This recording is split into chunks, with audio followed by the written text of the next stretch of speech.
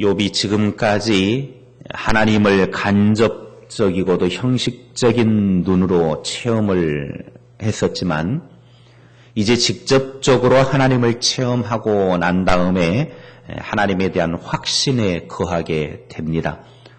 하나님을 진정으로 체험하고 나니까 욥에게 제일 먼저 나타났던 현상은 하나님 앞에 자기 자신의 죄를 회개하는 회개가 터져 나왔습니다.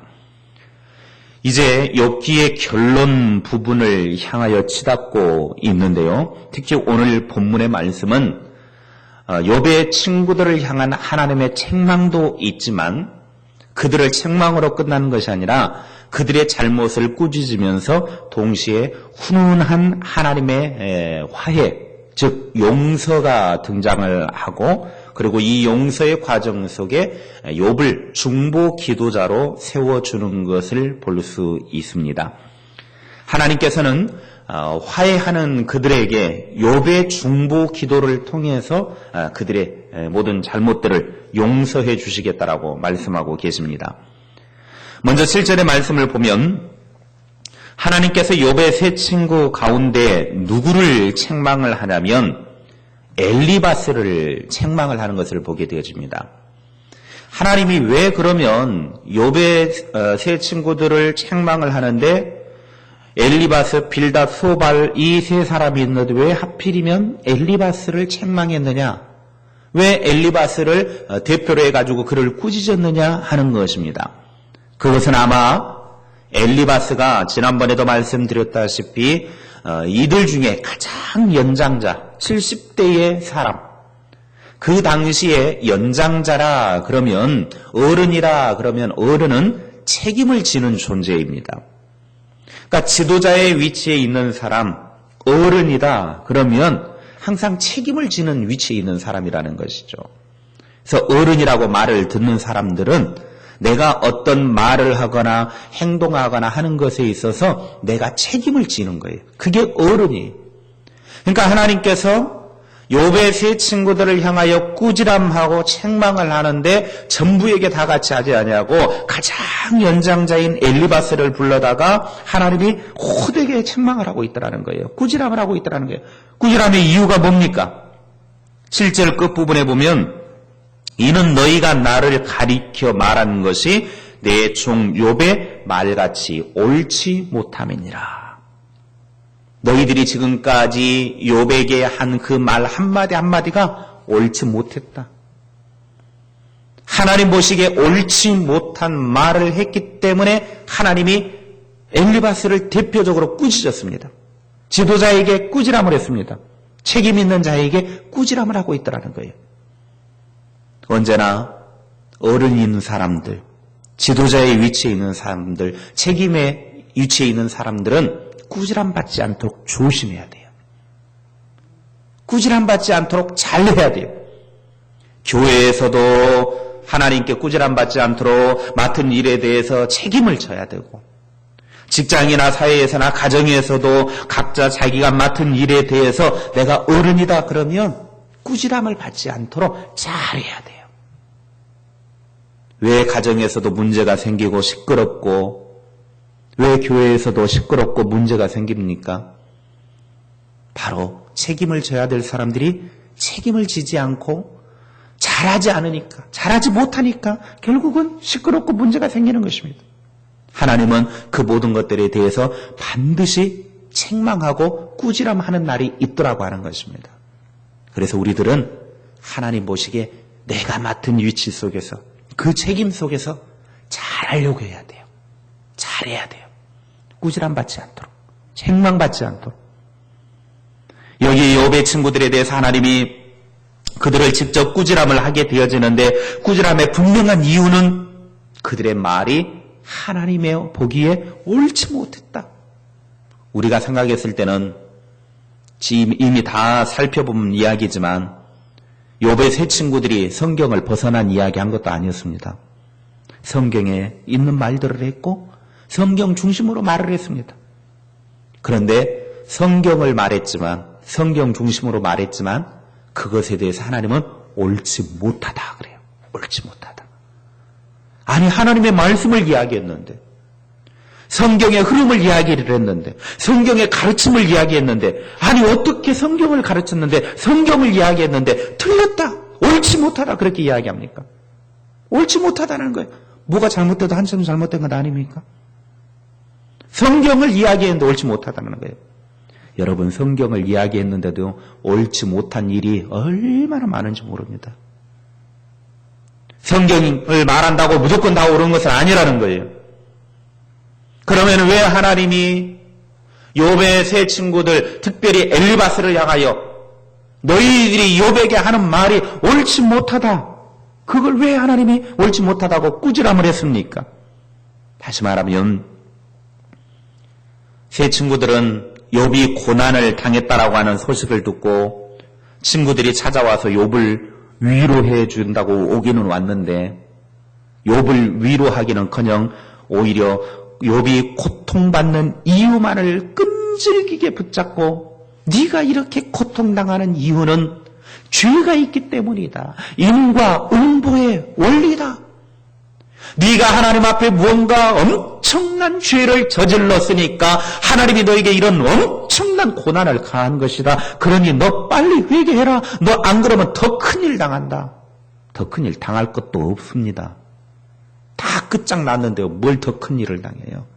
그런데 위로한답시고 와가지고 오히려 더 고통스럽게 하고 더 마음의 상처를 주고 더 힘들게 했다라는 거예요.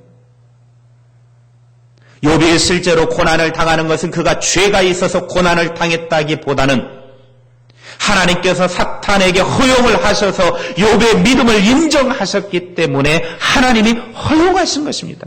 그런데 욥의 세 친구들은 하는 말이, 네가 죄를 지었기 때문에 그 죄로 인하여 네가 이런 엄청난 고난을 당했다. 그러니 빨리 회개해라. 뭣도 모르면서 함부로 말을 하더라는 거예요.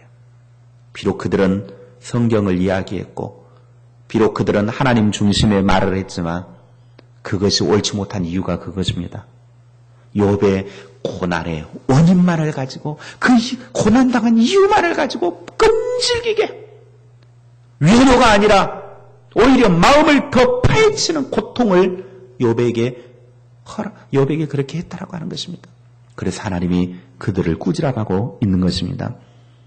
하나님께서 원하시는 것은 순수하고 진실된 믿음이지, 자기의 잘남을 변호하려고 하고 똑똑함을 드러내려고 하고 자기의 신학적 지식을 변호하기 위해서 고난받는 자의 처지를 외면하고 비난하는 위선자가 되는 걸 원하지 않습니다. 우리가 하나님의 말씀을 알고 있습니까?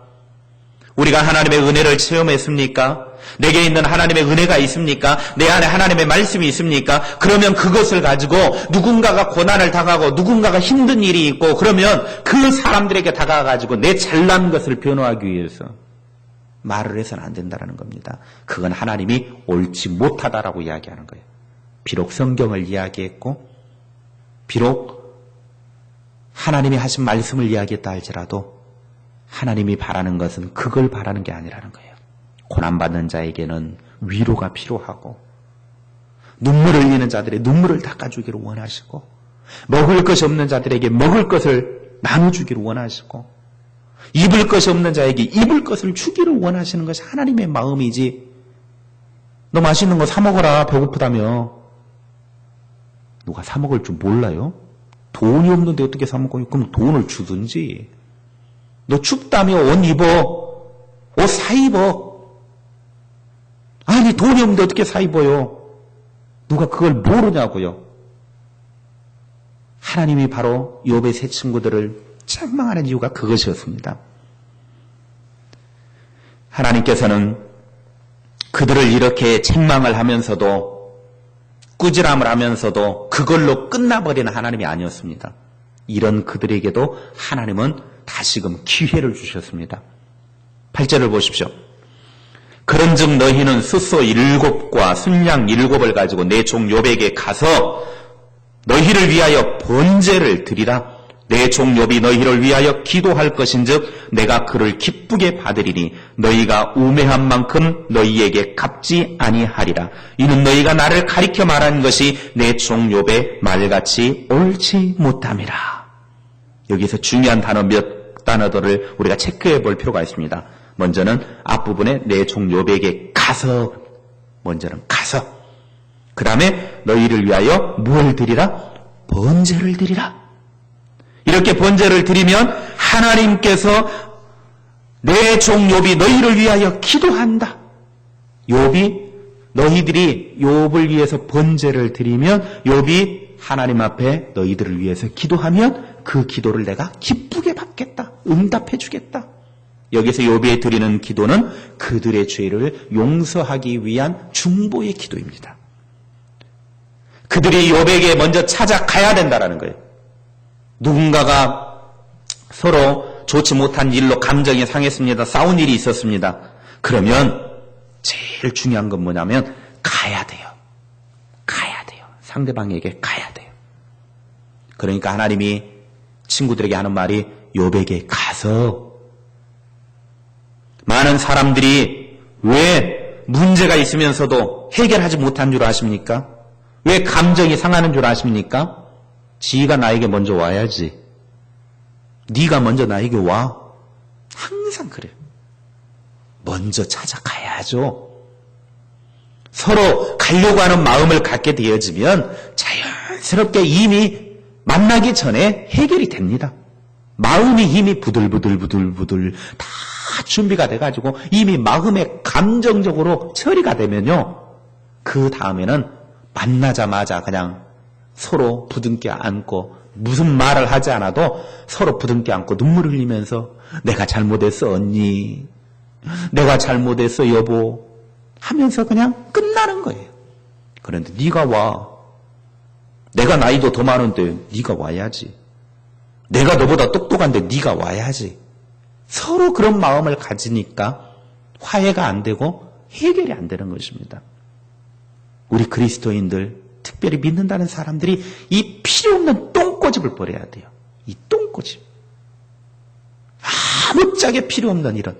먼저 가야 돼. 먼저 가야 돼. 따라합시다. 내가 먼저 가겠습니다. 예, 그 마음이 필요해. 내가 먼저 가. 내가 가겠다. 하나님은 분명하게 이야기합니다. 욥에게 가서 번제를 드리라. 번제의 제사를 드린다라고 하는 것은 그동안 잘못을 했으니까 이 잘못에 대해서 용서를 구하겠다라고 하는 제사이죠. 여러분, 유대인들의 배상법에 의하면 그 배상법은 무언가 잘못을 했으면 잘못한 그대로 배상해 주는 것이 유대인들의 배상법입니다. 출애굽기 21장 24절 25절에 눈은 눈으로, 이는 이로, 손은 손으로, 발은 발로, 된 것은 된 것으로, 상하게 한 것은 상함으로, 때린 것은 때림으로 갚을지니라. 유대인들의 법은 어떤 법이냐면 내가 상대방의 눈을 하나 다쳤습니다. 그러면 상대방이 내 눈 하나 똑같이 다치게 하면 됩니다.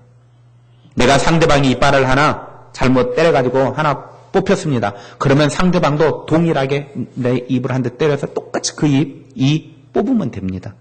이게 유대인의 배상법이에요. 배상법.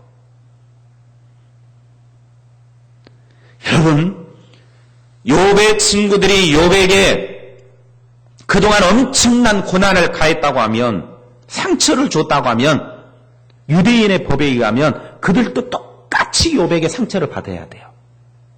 그게 유대인의 배상법이에요. 그런데 하나님께서는 그들을 배상하는데 어떤 방식으로 배상하라고 그러느냐? 번제를 드림을 통해서 배상을 하라고 그래요. 여러분, 번제라고 하는 게 무엇인 줄 아십니까? 레위기 1장에 보면 번제에 대해서 하나님이 번제 규정을 이스라엘 백성들에게 법으로 가르쳐 줍니다. 번제가 무엇인지를 가르쳐 주는데 그 번제에 대해서 1장, 레위기 1장 4절부터 9절에 보면 자세하게 설명이 되어져 있습니다. 먼저 번제를 드리기 위해서는 죄 있는 사람이 흠없는 수소 한 마리를 회막 앞으로 끌고 옵니다. 그리고 회막 앞에 제사장이 딱 서 있으면 제사장 앞에서 그 끌고 온 수소 머리에다가 죄인이 안수를 하게 됩니다. 그리고 나서 그 끌고 온 수소를 자기가 칼로 목을 찔러서 죽입니다. 여러분, 숫소, 그 덩치 큰 숫소 한 마리 끌고 와가지고 자기의 죄를 거기 소에다가 넘기는 안수를 하고 그 다음에 그 죄를 죄주가, 즉 죄를 지은 사람이 희생 제물을 드리기 위해서 끌고 온 자기의 그 숫소에다가 목에다가 칼을 찔러서 그 숫소를 죽입니다. 그러면 그 숫소를 죽이고 나면 이제 제사장이 그 피를 받아가지고 제단 사면에 다 피를 뿌리고 그리고 난 다음에 제사장이 그 숫소의 가죽을 다 벗깁니다. 여러분 한번 생각해 보세요. 왜 하나님께서 이렇게 하라고 그럽니까? 이것은 내가 이 죄로 인해서 이 짐승처럼 죽어야 되는데 내가 죽을 수 없잖아요. 그러니까 하나님이 대신 이 짐승이 피를 흘리고 가죽이 벗겨지는, 그리고 나중에 제사장이 다 고깃덩어리들 회를 뜨고 다리나 이런 몸뚱이들을 다 제단에 올려놓고 불로 태워서 드리는 제사, 남김없이 불로 태워서 드리는 제사가 번제입니다. 죄 용서함 받기 위해서 드리는 제사, 헌신의 제사, 이게 번제.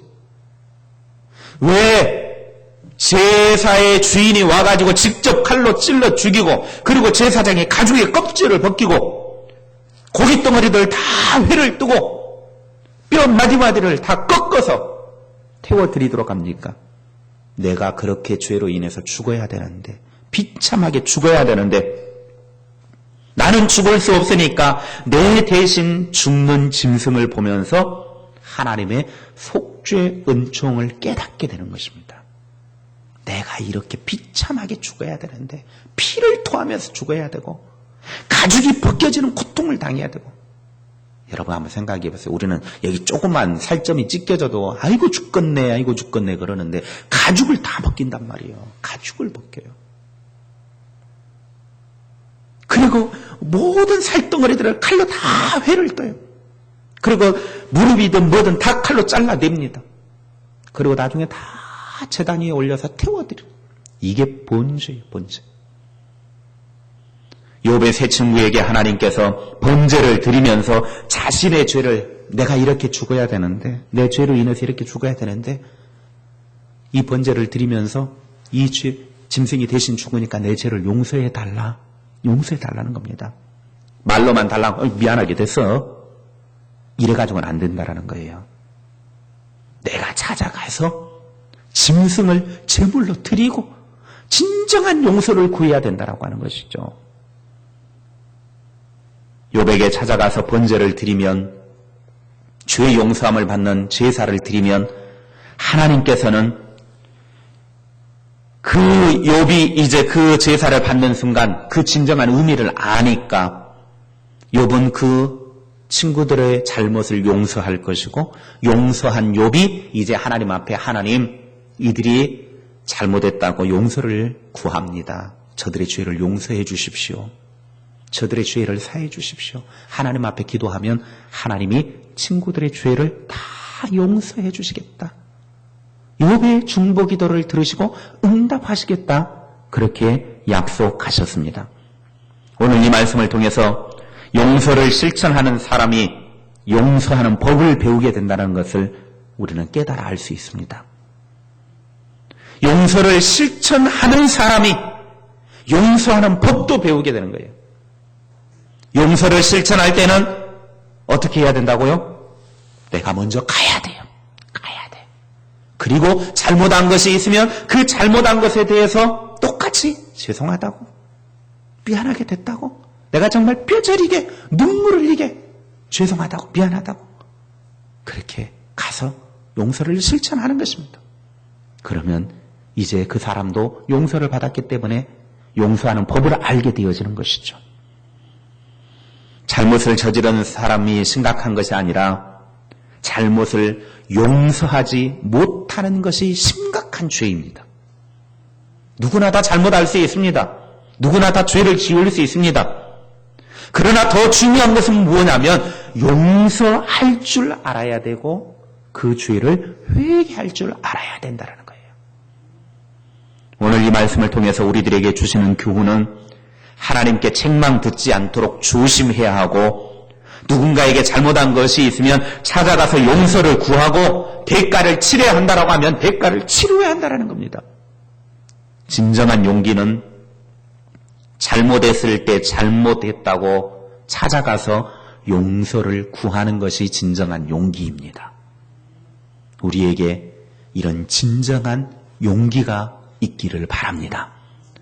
우리는 어느 누구와도 원수 맺는 일 없이 모두와 화해하고 사랑으로 하나 되는 삶이 되기를 주님의 이름으로 축복합니다.